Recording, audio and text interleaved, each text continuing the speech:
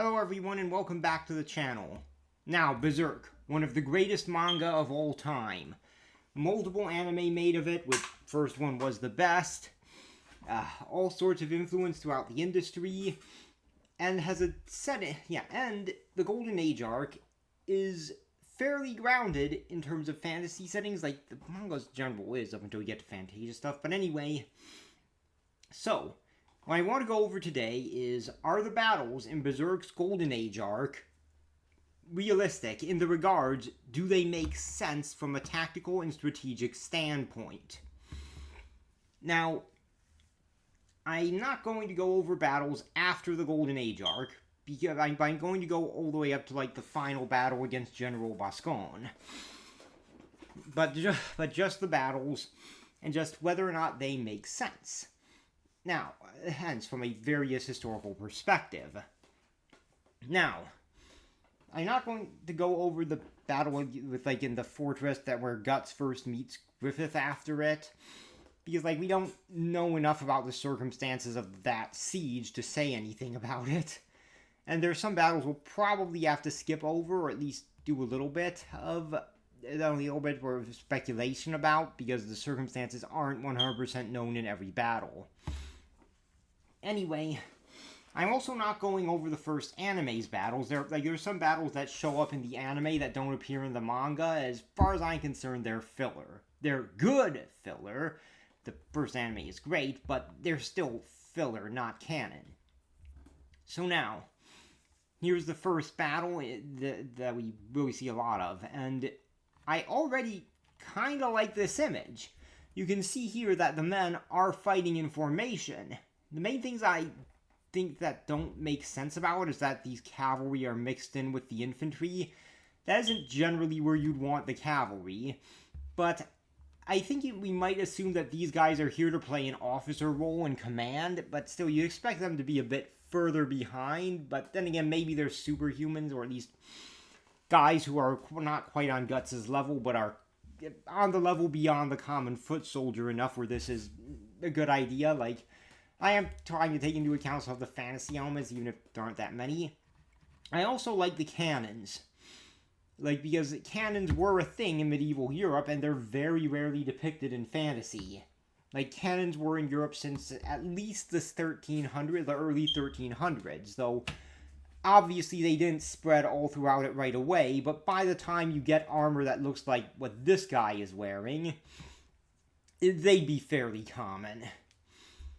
Though, okay, there are two things I'd like to note first. So first off, this amount of guys in armor, so it could potentially happen, maybe, but it'd be rare. Full suits of plate armor were very expensive.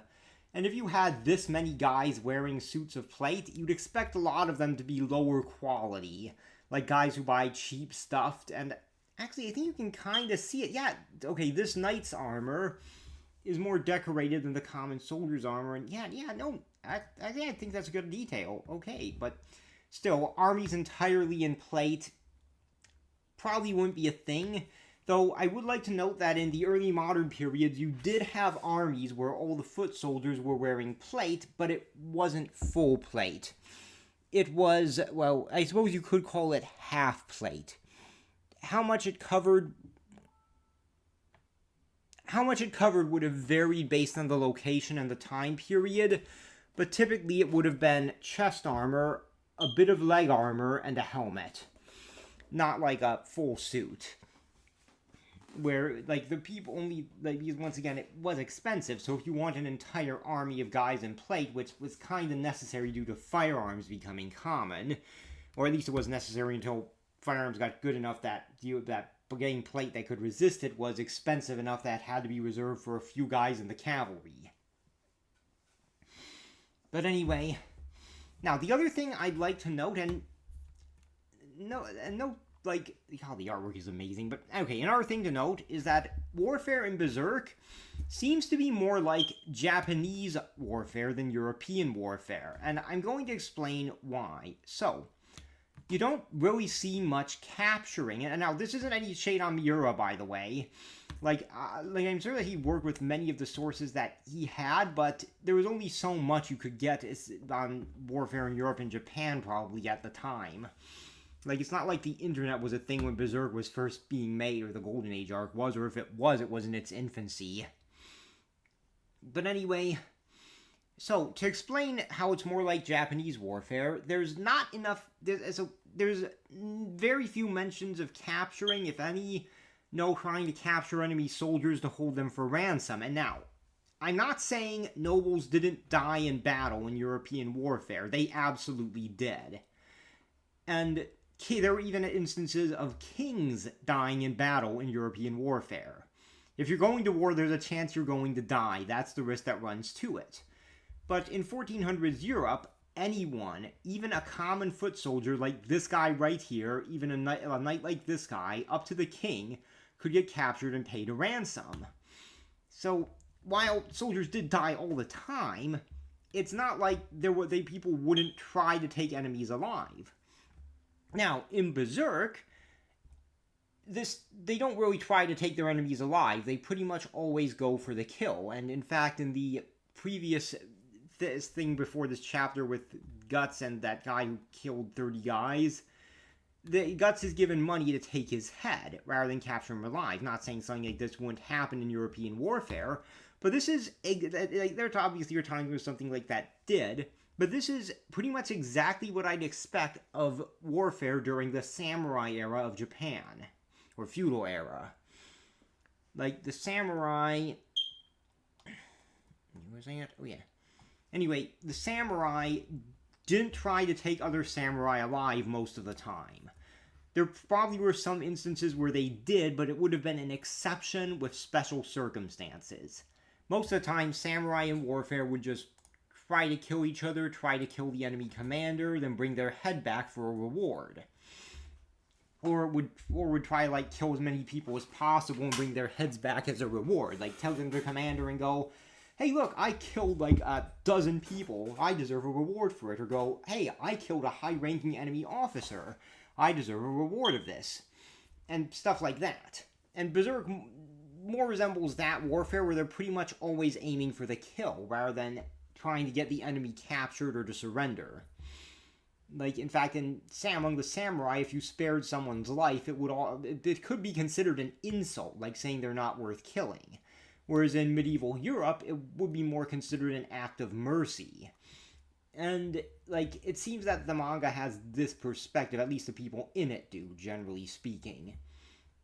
Alright, so we get some shots, and here we have the cavalry. So, these are basically elite cavalry of Tudor, and actually this is kind of, I like this. So, okay, so you see that they're in a formation. One guy's at the head, other guys are going down the side. And this is a type of cavalry formation from real life, used by different forces throughout human history. I think starting with the Macedonians, but basically it would be a sort of V-shaped formation. And the guy at the head leads the formation, and he'd typically be the highest ranking officer, and everyone else follows them. Then they can use that V-shaped formation to basically guide the cavalry, so that way they won't be scattered when they hit the infantry, which makes them have a higher impact. Also, one of the details that I do kind of like is that all the soldiers here have polearms, but they aren't just using them. Like, you see, this guy here has a sword. His polearm probably broke or he got disarmed and he had to resort to drawing it. Which is why you carry swords in a battlefield. That way, if you're disarmed somehow or your polearm breaks, or you end up in a situation where you don't necessarily have a polearm, where polearm is disadvantageous, like, for example, fighting in a thick forest, you still have a weapon. Yeah, and you can see this guy, his sword is sheathed, so he presumably still has a polearm with him. But anyway, yeah, so cavalry charges. Alright, so cavalry charges, in the late Middle Ages, weren't as effective as they were in the earlier Middle Ages, because by and large, infantry had gotten much better. It was a big thing called the Infantry Revolution. And infantry that are well disciplined, especially if they have pikes or long spears, they do very well against cavalry. That being said, while they weren't as effective, now once again I'm assuming Berserk is in like 1400s because that's general time frame of the armor and weapons shown. But like assuming that 1400s, while they weren't as effective as earlier cavalry charges were, they were still effective. Cavalry charges were used all the way up until, well, actually I think some of the last cavalry charges were in World War II. Like, cavalry didn't stop being effective in the late Middle Ages. It just became less effective. Even in the early modern period, they still had cavalry and cavalry charges. So yeah, like, I could definitely see a cavalry charge working like this, especially if it's particularly elite and heavy cavalry. Alright, now here, a mere 3,000 horsemen could confound us so. Yeah, 3,000 horsemen would actually be, like, a lot of horsemen, especially if they're a very elite force, at least in the late Middle Ages. Now, once again, this is actually within the realistic numbers of late medieval armies, depending on the nation, of course, but yeah, I could see 3,000 horsemen being in an army, but even 5,000, once again, it depends on the nation. But yeah, like, this is a very good thing. The thing that you could have a elite force of heavy cavalry being this effective, yeah, I could see it causing heavy losses like this guy says here. Even if, like, a frontal charge like this, if they're, like, elite enough, armored enough, and the circumstances are good enough.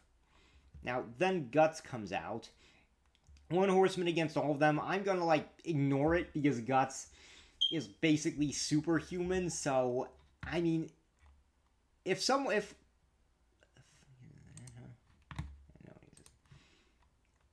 is like if you have like a guy who's basically a super soldier who can do stuff like this, yeah, like, go ahead and use them. But anyway, yeah, so Guts was basically a sort of distraction, though he also rushed out on his own for the Band of the Hawk to come out. Now, they're mostly using swords. They're pretty much using swords, which cavalry armed with swords, was a thing. As their main weapons was a thing, but not in a period where a lot of armor was used, like the late Middle Ages. Swords, the thing is that, God, this is a very common misconception. I've even seen some people, but plate armor is very effective against cuts and stabs. Especially against weapons like swords, which tend to be very light and use cuts and stabs. Lances are more effective against plate armor because they're big, heavy weapons with the full weight of a horse behind them. But plate armor, God, I actually heard, I think it was a Medi video of JoJo, where they speculate that an armored stand is, well, they said it was like actual plate armor was more designed to be effective against bludgeoning than cuts and stabs. In actuality, bludgeoning would be more effective against plate than a cut or a stab would be. So, yeah, now once again, this is typical fantasy convention stuff, so I'm not going to be too harsh on it, but, like, cavalry armed with swords as their main weapons is a more 1700s and 1800s thing. Maybe sometimes in the 1600s too, not sure, but it'll be late 1600s to 1800s generally. Because in these periods, skipping past story stuff, but anyway, in these periods, you don't have a lot of guys with armor. And since you don't have a lot of guys in armor, you don't really need to worry all that much about a guy with about, like, your sword not being able to cut through his armor because he's not wearing any. So here's another battle, and okay, hold on a second. I remember this one. Anyway, I like that they're showing trebuchets here. Because trebuchets and cannons actually coexisted for a while. Because cannons, see cannons here, trebuchets here. God, very detailed art. Now, one of the last uses of trebuchets, possibly even like last one, was during Cortez's siege of Tenochtitlan. the main Aztec fortress. Sorry, the main Aztec capital, not fortress, their capital city. Was in Cortez's siege of Tenochtitlan, because cannons, while very effective, have a disadvantage. You need gunpowder to use them, and gunpowder is expensive. So in times before gunpowder was common, because obviously if it's the early modern period and there's lots of arquebus and muskets and similar weapons, you're going to carry around a lot of gunpowder anyway with all the gunpowder weapons. But if it's before then and not many people are using gunpowder, you're not necessarily going to have much gunpowder with you. And if you don't want to buy them or lose it or can't afford it, trebuchets are what you might want to use still, even if cannons are an option. Anyway, I'm gonna, skip past this because this is basically Nosferatu Zod being an apostle, and God, I kind of wonder why Gaston, I don't think he had an appearance. I think it was mentioned in the original anime, but he didn't really have an appearance in it. Anyway, Nosferatu Zod is superhuman, so he's holding off an army by himself.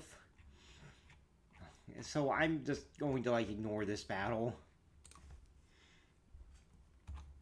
When you get a demon who can hold off an army by himself and is basically just fighting for fun, there's not really much you can say about whether it makes sense. Yeah, if you have a demon who can do that, put them in a castle and have him hold off an army by himself. Especially if it's, a particularly valuable castle that you can't afford to get taken. Or you could potentially send him out against the enemy, but then they could potentially surround him.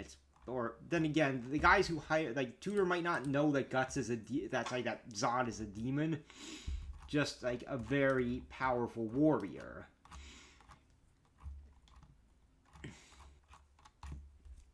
Oh, wow, that's holy crap, it's no wonder even without Zod this castle would have taken a while to take.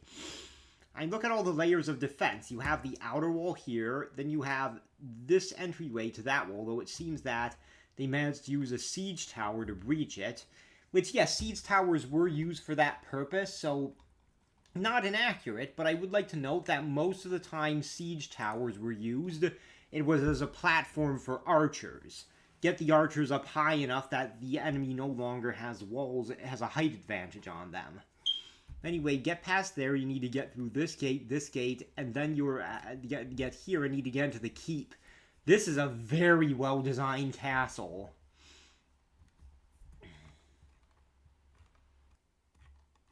Okay, now, I'm going to talk about the battles, but I love Casca's expression here. He basically in the previous shot sees Griffith talking to the princess, and now Griffith's goal is essentially to get more power. He dreamed of having a castle and being a king, but ultimately he wants more power. In order to get it, his current plan is to romance and marry Princess Charlotte. And Casca has a basically massive crush on Griffith, whereas Griffith, okay, so Griffith does care about his men. And, Casca's a woman, but still, he does care about them. If he didn't, then the sacrifice, him sacrificing them to become one of the God Hand wouldn't have worked. In order for the God Hand sacrifices to work, the guy who sacrifices you has to care about you. However, while Griffith does care about them, he at most sees Casca as a valuable soldier. Definitely not as a friend, and most certainly not as a potential romantic interest. And Casca full well knows that Griffith's ambition is to become king, and in order to do that he needs to marry Charlotte. And Casca fully supports Griffith's ambition, but she also is madly in love with him, so yeah, this is pretty much the perfect reaction from her. Just this look of, ugh, and then looking down, because, yeah, there's so much emotion there, and I love the Miura's artwork here. Okay, so warrior women like Casca, they were a thing in the Middle Ages, but they were incredibly rare. But they did appear in medieval literature. like, once again, fairly rare, at least compared to how often warrior women appear in modern literature, where there's pretty much one in every fantasy book, if not more. But they did appear in medieval literature, and there were a few in the actual Middle Ages, too. So they wouldn't necessarily be... Well, it depends on the person, too. But, like... Yeah, it depends on the person. Anyway, moving on. But okay, here we go. Another battle has started. Now, we don't know much about the circumstances of this battle. We do see the enemy force and Griffith's force here. Mixture of cavalry and infantry. Griffith seems mostly cavalry. Now, we do see a line formation, which could be a thing with cavalry, though, well, with the arrows, there weren't quite be guys in the back like that, so maybe that's me or misinterpreting it. And from what we can tell, both sides basically just tell their cavalry to charge. Now, once again, we don't see enough of this battle to know if the full plan is to just charge. However, opening a battle with a straight-up cavalry charge can be a good idea. It isn't always a good idea, but it can be a good idea. So, let's see. Like, now, in this case, judging from what little I can tell, I presume that Griffith's forces outnumber... Oh, there's it on, I think. Outnumber the enemy. So in this case, yeah, like, if you outnumber the enemy, then just charging and trying to crush them as numbers, while not ideal, can be a viable strategy. Now, on the other hand... even if it's just the cavalry charge at the opening of a battle, having the cavalry charge to potentially crush the enemy or skirmish with the enemy cavalry to defeat them, that can be viable, but, like, we don't know enough about the circumstances of the battle to say whether or not it's a good idea in this instance. So, and I do like how they're going for the gaps in the armor here. Like, because that is where you want to target. Still not easy, but really good. And, and actually... Whew, this is a melee? Yeah, like, actually, that's somewhat accurate. Alright, so, cavalry charges. They're designed to break... So, cavalry charges, especially medieval ones, are designed to just come in and break the enemy infantry or whatever other enemy forces you're facing. But what happens when cavalry face other cavalry? Well, it depends. Like, once again, circumstances is a lot, but one of the things that can happen that's actually well depicted here... Oh, and there he is going right under the armpit where some of the weaker armor is. Okay, good. But some of the things that you do see somewhat well depicted here is it sort of turns into a swirling melee, where basically you have guys fighting each other in this sort of swirling, this, like, thing. You do occasionally have some things like somewhat duels, but... Yeah, if two forces of cavalry fight, it can turn to this sort of swirling melee of a bunch of guys riding around and fighting each other, which is one of the reasons why knights' coat of arms were important, and carrying weapons like swords and maces were important. Because when you're in a swirling melee like this, a lance is no longer a viable weapon, because it's too long to actually be used without potentially hitting one of your allies with a swing, or getting an enemy. It's just too long when you get into a swirling melee. However, so swords and maces and other short weapons become more viable in these instances. Yeah. Now, let's see, okay. Yeah, now, hold on. What else was I going to say? Just give me a moment to think this through. Okay, so, man. Let's see, we have the cavalry charge. Yeah, and so in this instance, once again, I don't know if it's a good idea to just straight up charge the enemy cavalry, but maybe it is. Maybe it isn't. Difficult to say because we don't have the full commander's view of the battle. And here he is, Sir Adon. Let's see. Yeah, Casca would normally kick his ass, but she's on her period right now. And once again, Adon is strong, even if he's a dumbass.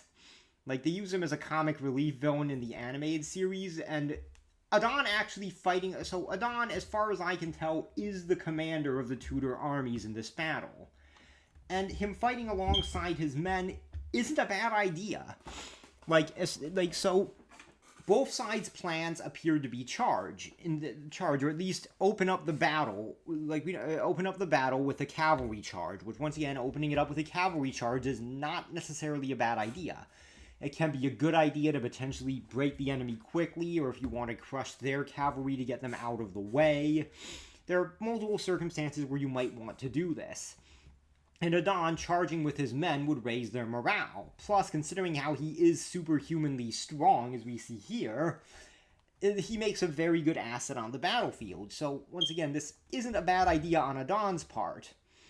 Now, okay, going past this, because this is basically a bunch of superhuman stuff. Anyway, Guts comes in to save Casca from Adon. Well, or rather, yeah, he does it to save Casca, but also because he really wants to hit something. Definitely cutting that out. Anyway, let's see. Adon uses the ultimate spear technique, despite the fact that he's using a trident, which weren't really weapons used on the battlefield. There were military forks, which were basically a military version of pitchforks, but they had like 2 prongs. I could definitely see a noble going to battle with a spear, and maybe under some circumstances military force, but not for the most part. Man, I actually do kind of like that. I do like that Adon's armor in this instance, combined with his weapon, saved his life here. Because he'd definitely be dead if he wasn't wearing armor. Let's see. Let's see. Okay, so they go over the... Yeah, so they basically go over there, and yeah, that's actually... And now, that was actually... Taking them out of this was a smart move by Adon. Because Guts and Casca are basically Griffith's second and third in command. They command large portions of the soldiers, and losing them, even if it's, like, temporary, because, once again, like, they do survive this, but even losing them temporarily in a battle would be a hit to morale. It would also affect the chain of command, in case soldiers need to do stuff. And also, like, they are basically very powerful soldiers who are like, superhuman in strength and can defeat, like, 10 guys, well, more than 10 guys by themselves. So, yeah, like, taking them out of the battle was a good idea. And, well, Adon's gonna demonstrate why he's a moron soon. But anyway, so now we have a debate where these guys are basically saying they shouldn't send some guys over to find Casca and Guts because, well, sparing troops from the battlefield to see if try to rescue them would be outrageous. They're together and they engaged in personal combat. Now, spoilers, Griffith sends some guys after them, and I'm actually going to go over that when I reach those points, though obviously I'm going to skip past a lot of this. But I think that Griffith made the right call here. Or at least, he did it in a better way than, well, you'll see. Alright, now, here we go. So, anyway, now, I'm going to skip past a few things here to get a full idea. But this is where we find out that Adon sent some men after Guts and Casca. And personally, I think this part of his plan was a good idea. Because here's the thing. Guts and Casca are high-ranking commanders of Griffith's army. Sending some guys to make sure they're dead, or potentially capture or kill them if they're still alive, I think it's a good idea, even if you have to divert a few troops from the battle. Like, as long as it isn't too many. Because it potentially takes them out of future battles. Sort of like having the cavalry keep chasing after an enemy unit to run them down and keep them from regrouping with the rest of their forces. Now, but, yeah, when you see that how many men there are, that's a lot more, and, yeah, Adon himself came, which is idiotic, because Adon, as far as we know, is the commander of the Tudor army in this battle, and he abandons his his forces, to basically pursue 2 enemies when he's the main commander. Now, now once again, this is Adon is meant to not be very smart, so as far as I can concerned, yeah, this is in character for him. It's good characterization that he's a bit of an idiot. And he's doing it in part because Guts injured him, so he's abandoning the battle to basically get revenge and sate his wounded pride.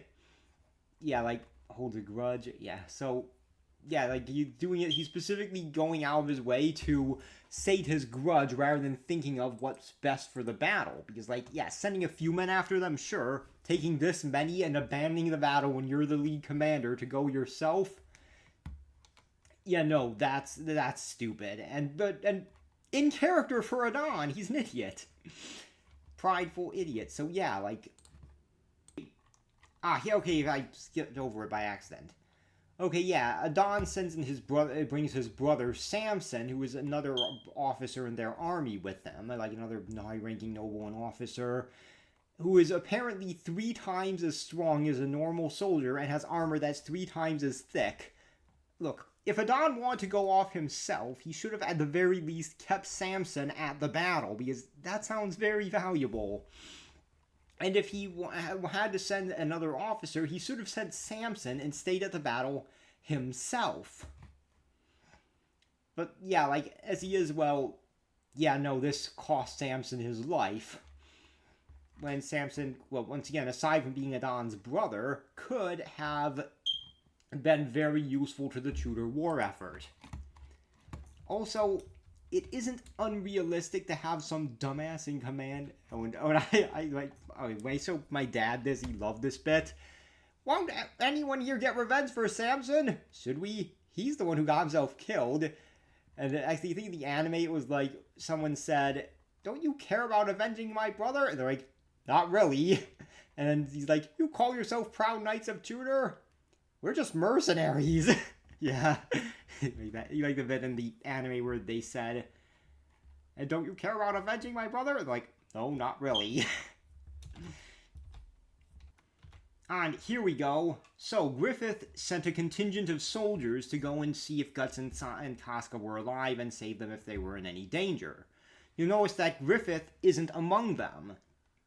Because, well, yeah, Griffith is the commander of the battle. So I think what Griffith did was the smart thing. Because they're 2 valuable, important officers. Sending some guys to find them, yeah, I'd say it's justified as long as it doesn't do enough to take away from the battle overall, and Griffith himself stays. Because he's the overall commander. Anyway, it's not... it's not unrealistic to have some dumbass in command of an army, regardless of the time period. Like, it depends on a few factors how an idiot can get in charge of an army, but it can happen in any society. Like, if you're in a, say, feudal aristocracy, it can happen because the guy has an important relative, or has a very important family name, and they get them in there through nepotism. If you're in certain types of republics or democracies, it could happen because the guy either knows a politician who can get him into the army, or if general is an elected position, like it was sort of in Athens, they get in by being a very good talker despite not having a military background or experience. If it's, say, not an aristocracy but a dictatorship like the Soviet Union, someone incompetent could get in charge.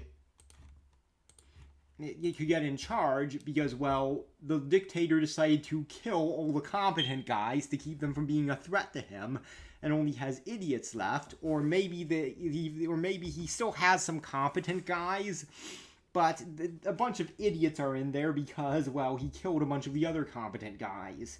Or he's specifically promoting idiots because that way, if one of them tries to overthrow him, chances are they'll fail because they're a dumbass.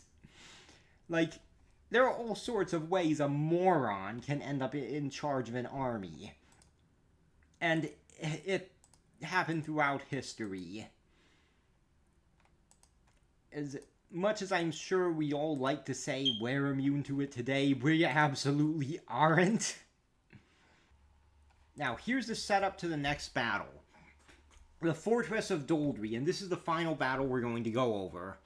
It originally, several hundred years ago, was a pivotal border fort, and it fell into Tudor hands, where it became their most important base of operation against them.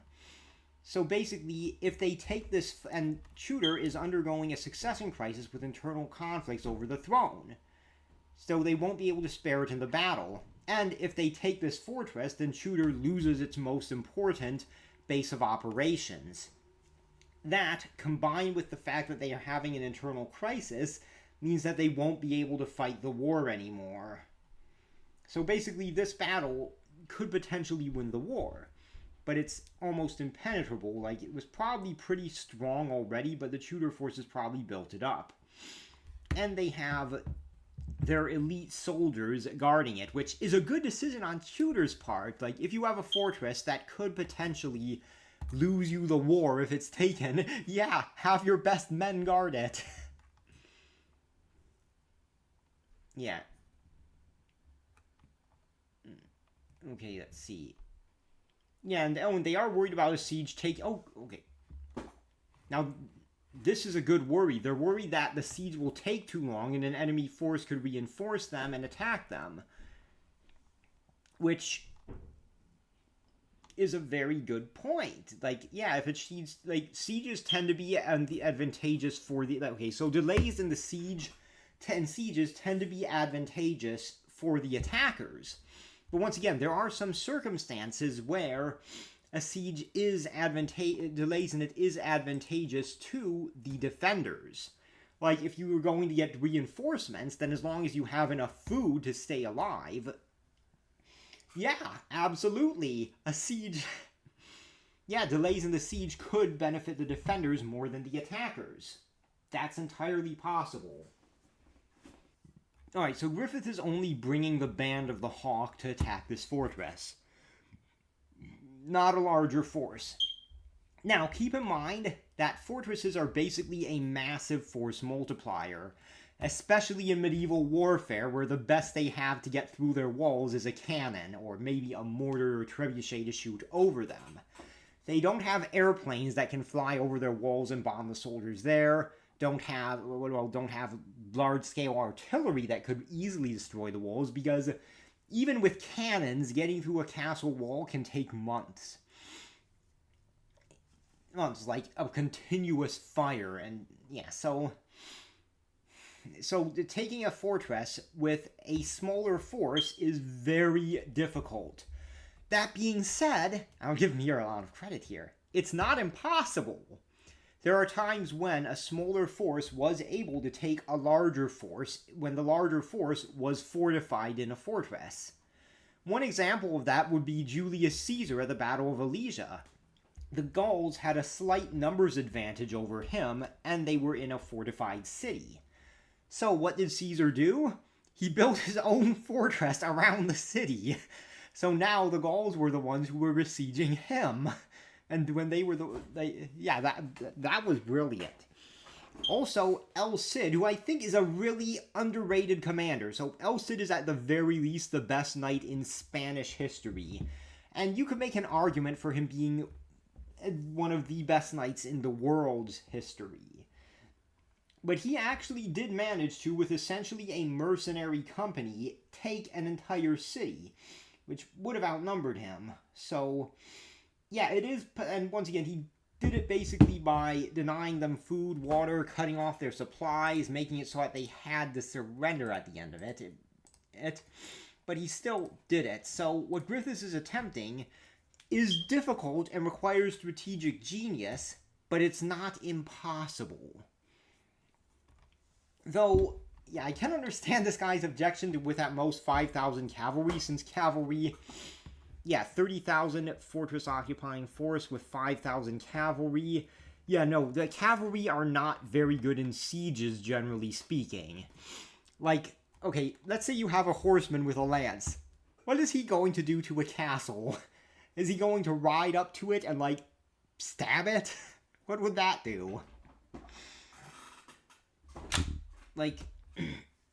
So, yeah, now, once again, that's not saying cavalry have no place in sieges. They do, especially for things like scouting, but...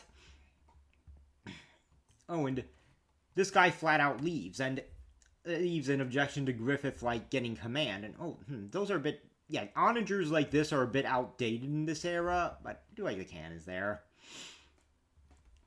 But, yeah, now, a commander leaving a force like this isn't necessarily unrealistic.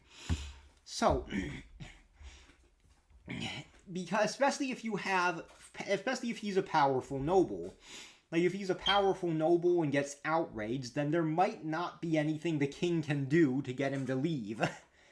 That's just the reality of, in many cases, how feudalism works, but I'm pretty sure that if something like this happens, if you leave your king's forces out of outrage and disgust about one of the decisions the king makes, you had better hope your king loses the next battle.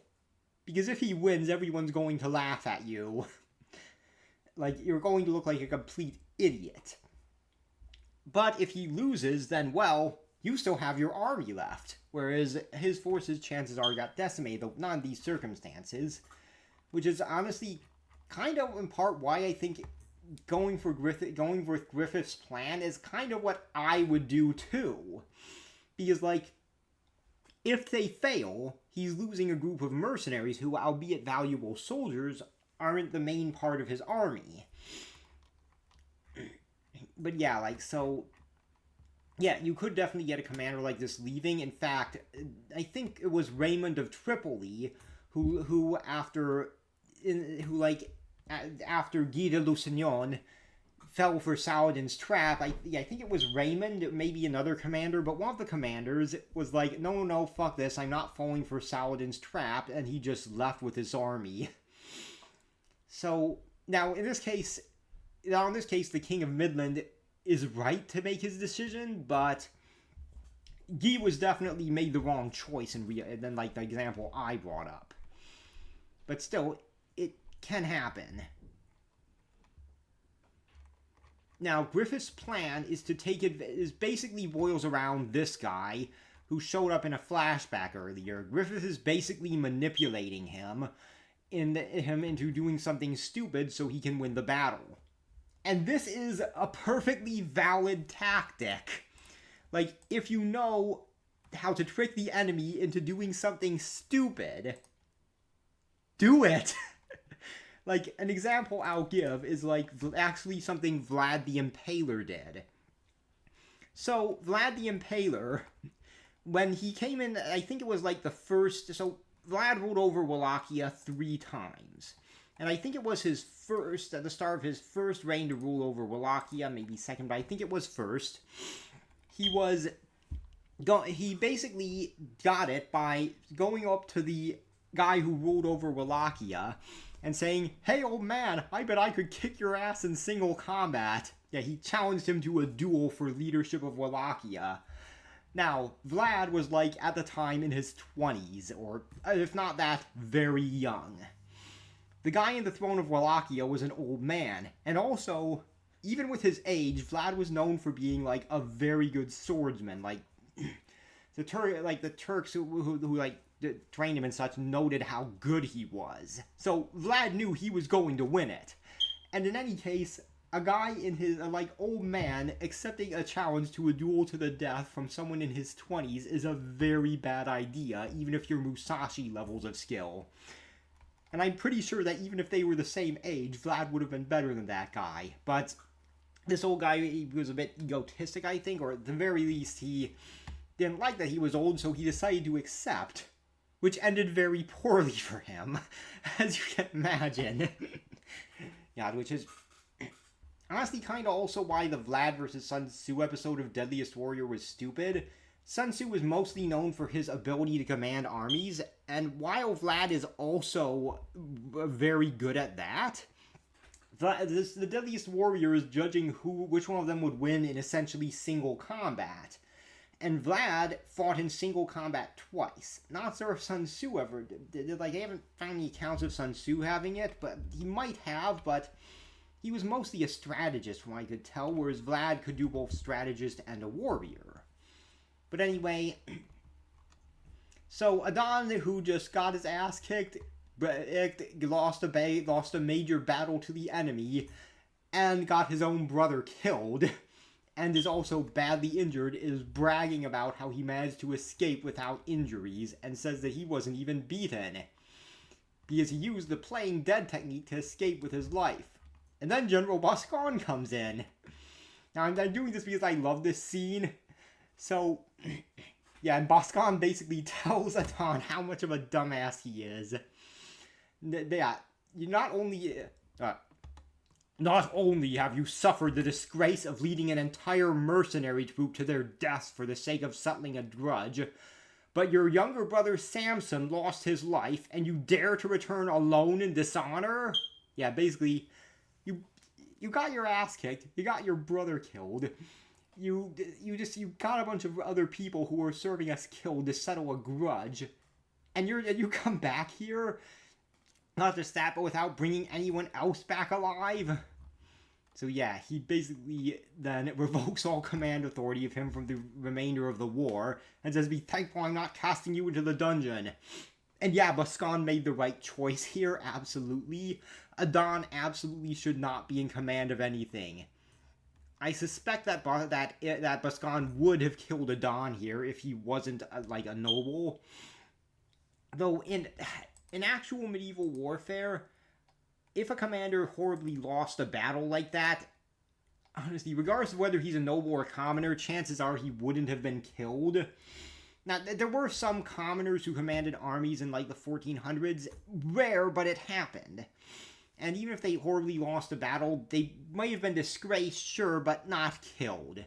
Like, you don't kill your own guys for losing battles unless you're a Carthaginian or something. Because, like, that does not give a good precedent. Like, yeah, make them a disgrace, sure, if they fuck up horribly enough, but once again, almost every commander loses a battle, but yeah, like, but if they're doing it by being a dumbass like Adon, yeah, they should have their authority revoked. Yeah, so, anyway, let's see. So, yeah, so here's the situation. So, and to make things clear for the battle, this guy is the guy overall in charge. Boscan is the head of their military. But this guy is higher ranking than him in the overall hierarchy, which is critical to Griffith's plan. And anyway, we see the field of battle. The Band of the Hawk is laid out outside the fortress. And the Holy Rhino Knights, with General Boscan, have come out to deal with them. They're placing them in the back of the river. Oh yeah, and yeah, Griffith places men at the back of a river. Sorry, with the river to their back. Now, there are a few reasons why you might want to do this. One is to make sure they can't retreat. Now, it might seem like... Now, generally speaking, it's a good idea to make sure your soldiers can retreat. But sometimes, you might want to put your soldiers in a situation where they know there's no escape.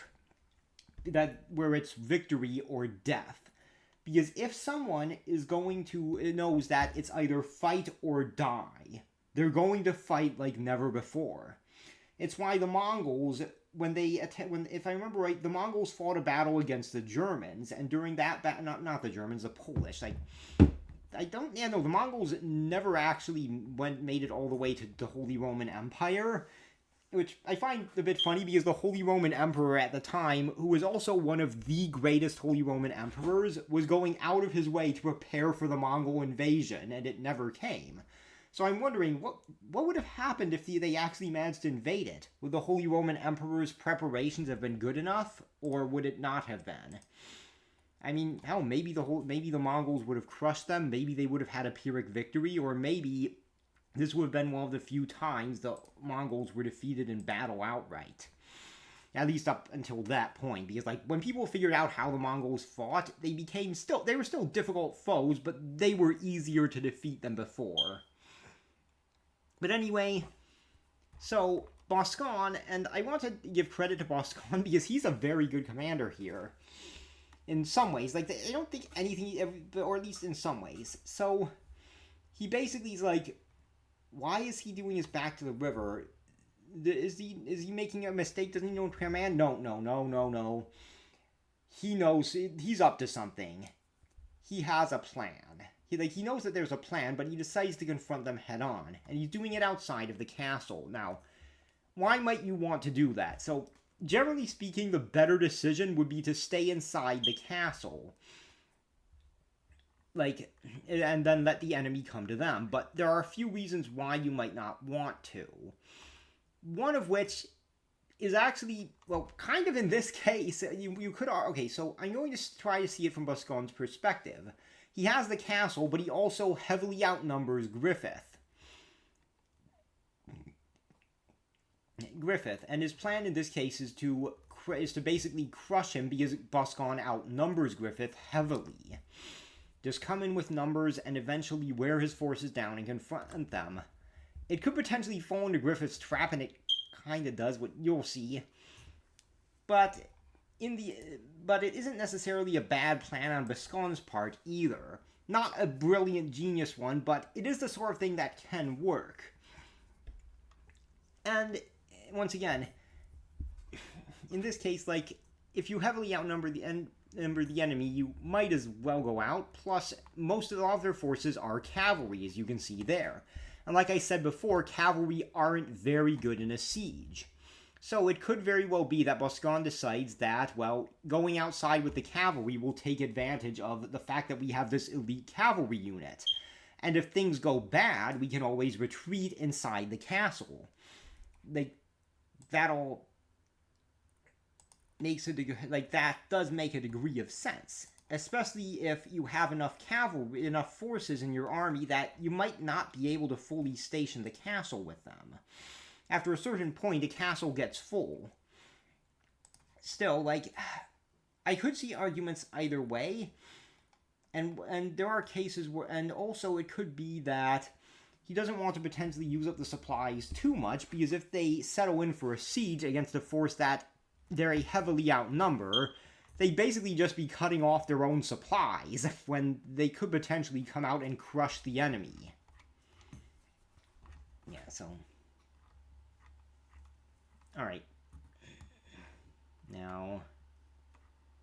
Let's see...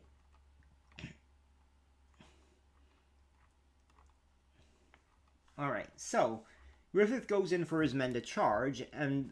Alright, hold on. Okay, so to give it a full perspective, Griffith, despite having a small force, divides it in two. This is the sort of thing that a commander only does if he's an idiot or he's a genius. He's like, there are cases, I think actually Napoleon might have done it once, where commanders divide their smaller forces. But with the leader himself at the fore isn't necessarily a bad idea, like once again, Boscan himself is fighting at the fore. Let's see... And Boscan sends the guys to charge, which isn't necessarily a bad idea in this case. Just try to crush the enemy in the first wave with numbers. That could potentially work. And it is one of the uses of cavalry. Yeah, one of the enemy units is breaking through the center. And now Boscan concludes that Griffith, or at least comes the idea that Griffith's plan is to push to the center with a strong push to kill the general. Which itself isn't necessarily a bad plan either. There isn't Griffith's actual plan, but not necessarily a bad plan. If the general is killed, it is a huge blow to the morale of the men under him.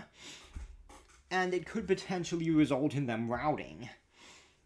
And even if the general retreats, well, I mean, Alexander the Great, at one of his battles, basically pushed through the enemy ranks to get to their commander, Darius. Like the Persian king Darius. And Darius, who wasn't a warrior, saw Alexander the Great coming to him with his army and ran for it. The rest of the army, seeing their king running, was like, okay, yeah, if the king's running, we better get out of here too. And they ran too. Yeah, so... through their skill, they managed to, like, disrupt the Holy Rhino Knight's charge, and then, after charging them, they retreat. Now, this is part of the plan, and of Griffith's, But anyway, so like, yeah, it says it's a harassing tactic, tells his men not to panic, which, smart thing to do. And anyway, getting to the next point. Okay, yeah, we can see that. God, I really like how these are drawn there. But yeah, they're using harassing tactics before Griffith orders a full retreat. And then they're like, General, the enemy has begun to withdraw. Let's pursue. Inscrutable. Sir?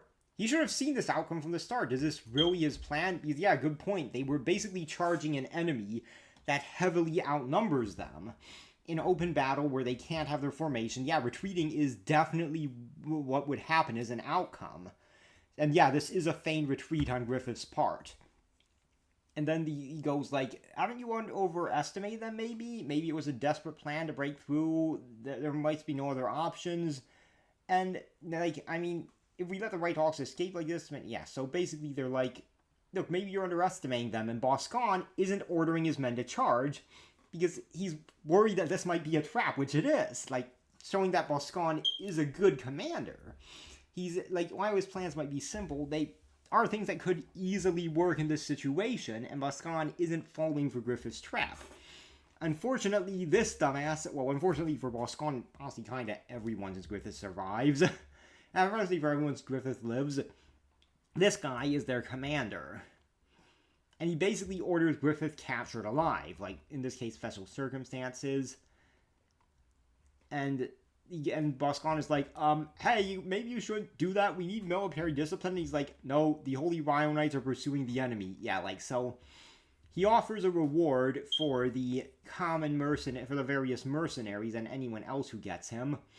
But also, it says direct command, basically to pull rank for the more disciplined Holy Rhino Knights, which kind of good manipulation on his part. And they kind of have to obey him, even though Boscan seems to be pretty sure they're falling right into a trap, which they are. Yeah, and yeah, so let's see. Okay, yeah. Then, because this is a feigned retreat, yep, exactly, it's do or die. Like I said earlier, the river's behind us, no escape route, no other chance for survival but to fight. That's why you might want it. And also, in this circumstance, the river could potentially serve as a barrier to the enemy forces. As in, depends on how the river is shaped, but it could potentially cut off the enemy's superior numbers advantage, forcing them to fight on more or less even footing with Griffith's men, which is is to Griffith's advantage. Think of it as a bit like Thermopylae. You have several thousand Greeks against an overwhelming force of Persians, probably over 100,000 strong. So you put in a choke point. The river could potentially act as that as well. And I do like the dust cloud kicked up by the cavalry. That is kind of something that could happen, potentially. And also, here comes Casca with the other portion of the Land of the Hawk, actually Band of the Falcon in the original Japanese. Because, yeah, like, the dumbass who just took charge and basically kicked out his competent general left the gate open. Griffith knows the guy very well, a bit too well, but still. And yeah, so yeah, I do like Griffith's plan because, like, it's something like this fortress is not one that's easy to take. Even Griffith had to resort to, like, manipulating an enemy general in a way he didn't know to do it to get that happen. In this case, Casca's saying, take control of the gates and walls, don't bother with the keep. This can be a good strategy too, because you do need to take the keep eventually. But right now, yeah, taking control of the gates and the walls would be good enough, including for Griffith's plan. An example I could give is actually, if I remember right, either Acre or Antioch during the First Crusade. The Crusaders weren't able to take the full city, at least not initially. So they basically just took most of it and then settled in when the Saracens came in for a second siege. So, yeah, so for a counter siege. And they basically had it was a very difficult situation, but they still essentially took the city. This is a somewhat similar situation, but you'll see why. Now, let's see. Yeah, like, Guts is blocking the way. Once again, this is more individual combat stuff. Down to, like, superhuman heroics of soldiers. The numbers few just cuts through them. Yeah, and we can see here that formations of soldiers. That is something of a... The river is something of a choke point, or at least enough of one that to help with their formations. But even then, the enemy's numbers advantage is still there. So, a few things need to happen in order for the Band of the Hawk to win. But anyway... Yeah, Adon using his surrender tactics. And also, despite that they're saying here, and probably uncool, yeah, a great commander is now, Adon isn't giving up here. Yeah, Adon's right that a great commander can also see when it's time to give up, and this is something I actually give Julius Caesar credit for. Julius Caesar, throughout his life, lost 2 battles, and both of them were battles where he withdrew before he could get before his army got wiped out. He saw when it was time to give up the battle, and rather than letting himself lose completely, he chose when to withdraw. So I give him credit for that. But Adon here isn't giving up, even though at this point he really should. Even if he could defeat Casca, he'd probably in his state get killed by one of the other soldiers. So, like, yeah, no, Adon really should have just given up there. Which I guess it is Adon himself admitting that he isn't a great commander, albeit indirectly. Alright, now just moving past the individual heroic stuff, as King Emperor Penguin would put it. Though, well, at least Adon is using an actual spear now instead of a trident. And yeah, spears were used even by guys in plate armor. Though actually, interesting design. So, this seems a bit like certain Japanese spear designs, except altered to be more European. And I don't really like the ridges there, but there is a Japanese spear with cross-section like this. It's this, I think called the cross spear or something, but in any case, and you can see these flights there resemble a boar spear a bit. So it definitely seems like Miura, unless there's an actual European spear that looks like this that I just don't know about, but it seems like Miura is taking inspiration from Japanese designs while putting them in a more Western style, which is pretty cool. Anyway, here's Casca, doing that, and then killing him. Yep. God, though.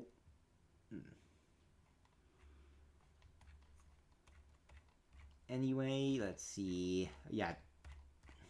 Zod comes in to help Guts, probably wants to fight him later. And then Guts kills Buscon, which is a pretty big blow to the soldiers. But now, the other thing... This is Griffith's plan. The soldiers see that the castle walls have been taken because their dumbass governor left the gate open when he left. Let's see. Yeah, alright, your leader's dead. Your fortress has fallen. It means you lost. So then they cry out for victory, and they say hunt down the enemy remnants. And even though they could probably still beat the Band of the Hawk, their morale is shattered. And they retreat. And yeah, that's basically the battle. Griffith kills this guy after talking to him a bit. And yeah, that's the battle. And okay, after seeing Miura... Sorry, not Miura. After reading through this Berserk arc again with the historical perspective, yeah, I think Miura did a really good job with it. So, good job, Miura. Thank you for watching, everyone. And remember to like, comment, and subscribe.